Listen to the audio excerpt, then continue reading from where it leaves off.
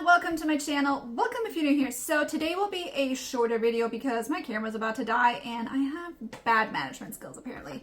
So if you're new here and you like all things life improvement manifestation, please make sure you like, subscribe, you know, the usual. I have all my social media linked down below. So I do free coaching on Snapchat and on TikTok, and I post, you know, random stuff on Instagram. So if you want to follow me on any of these platforms or all of them, I would very much love to welcome you there. So today I really want to just make a video about changing states, and I want to use a personal example to kind of show you guys how it can be done. When we talk about states, and this doesn't have to be just manifestation wise, this literally applies to everything in your life essentially. So changing your state just means that you're changing the construct of your thinking process. So let's say, for example, you're an anxious person. Saying I am anxious is a state. So every thought that you have, for example, when it comes to a certain topic that triggers your anxiety, will be formed in a way that an anxious person would think, obviously, because that's the state you identify with most, which I understand. I'm a very anxious person myself at times, and I'm working on it. I'm getting better, but I'm still in the process. And you can use this to elevate your manifestation, because the faster you get into this state of the wish fulfilled, which is what Neville is talking about, the faster you obviously see change in your 3D. And so I had a situation where someone called me and they needed advice on what to do, and they were a little bit overwhelmed. So I told them that I was going to manifest for them instead. And the situation was they just sold a property and they had renters in that property still. And the situation was that the renters were supposed to move out in August, but they kind of came to this agreement that if they were to move out in May, obviously that would be better for everybody involved. I don't know. It was like a whole big thing. I didn't even understand it. I didn't really care about it. The circumstances didn't matter to me. I just wanted to know what was the goal that was supposed to be achieved, which was, can we get them out at the end of May? Now, the renters actually ended up finding a property, and I didn't know this at the time. So I was just affirming, and I wasn't affirming much. I think I was affirming for maybe 10 minutes for 2 days or something, like literally just 20 minutes total. But because this wasn't about me, it was really easy for me to go into the state of the desire achieved, which was,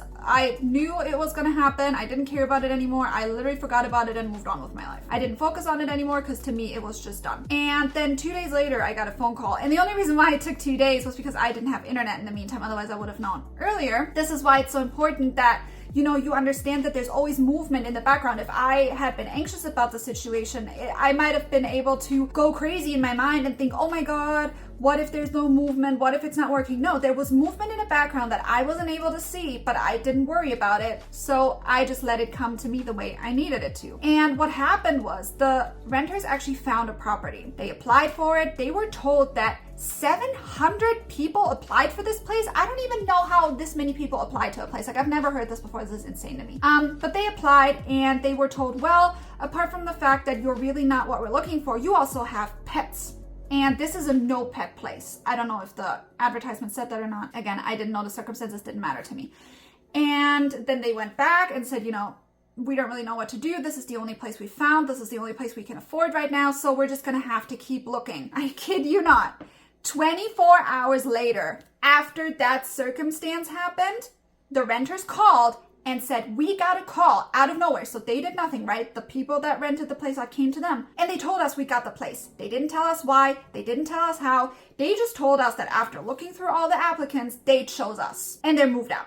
So it's obviously the end of May now. They're moved out and everything worked out, and the money was being transferred or is being transferred. I don't know. I haven't really I probably should check up just in case, but I haven't really asked about it. I know it's in process or whatever, but this is how fast things can go if you change your state. And I would really, really highly recommend, if you're someone who is struggling with this concept, to try and manifest for somebody else first.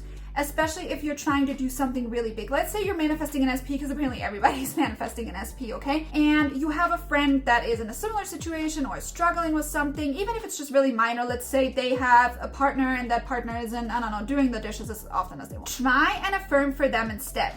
Get yourself in the state of the wish fulfilled, where your friend calls you or sits down to have coffee with you or whatever you normally do with your friend.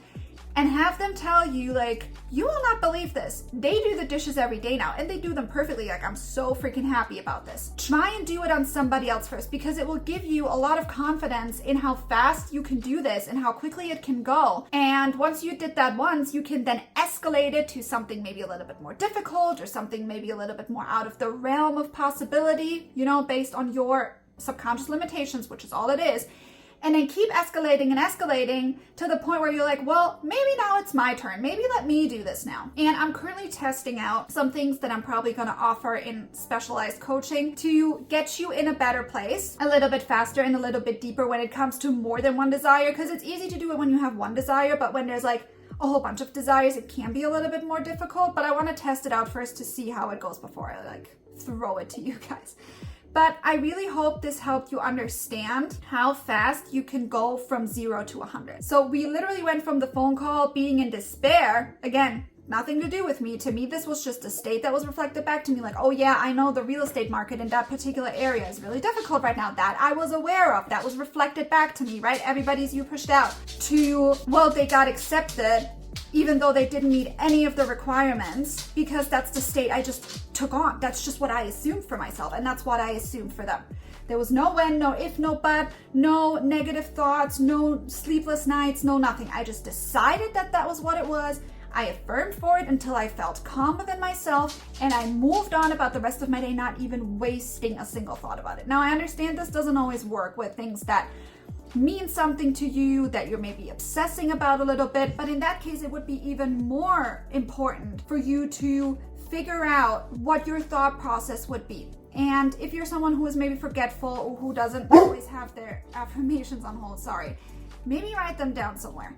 And one of the biggest things that changed the game for me was lowering the amount of affirmations. So when I first got into the subliminal community, which was, I want to say about a decade ago now, so it was forever ago, the thing that was going around was the more the merrier. The more affirmations you have, the better your subliminal works. And that's just a bunch of bull. That's not true. When I toned it down to 3 max, which I don't even do anymore. Normally I do 1.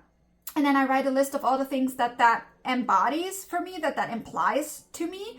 So I know exactly what I'm getting, because I don't really want to let, your subconscious is obviously trained already. So I don't want to let anything up to chance. I want to tell it exactly what I want. So we're going to get there.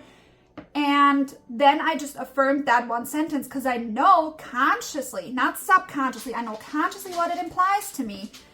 And it helps me stick with it a lot easier. It helps me get more repetition in. But it also helps me when I'm in the middle of something and I don't have the opportunity to pull up my affirmations. But I know if I have one affirmation and it's really short and to the point, I can remember that. And that is really how you can get from point A to point B the absolute fastest, especially when you're in a state where you're spiraling. Spiraling is probably the biggest thing. And I see this especially back when I did coaching. You know, there's like, oh, I'm manifesting this and I'm changing this, but then this comes up, right? Or they just are that way, or I am just that way.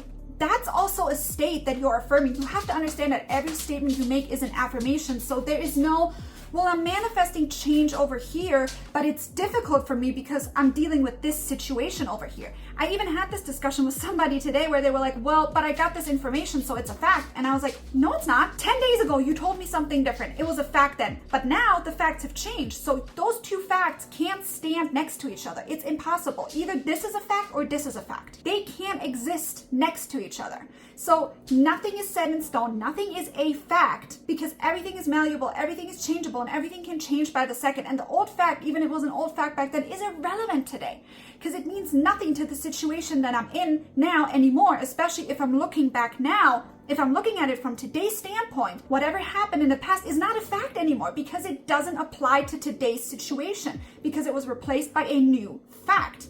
I hope that made sense. And that is literally what states are. Replacing what you assume to be a fact. Remember, there's no facts. With new sets of thoughts that become the new fact for you. And you should not accept anything less than what it is that you actually want and that you actually deserve. Okay? I really hope this helped you. Please make sure, like I said, you subscribe if you like this kind of content. Leave a comment down below if you have any questions. I love to see questions from you guys. I really want to answer as much as I can. And like I said, free coaching on Snapchat, free coaching on TikTok, and I will see you in the next one.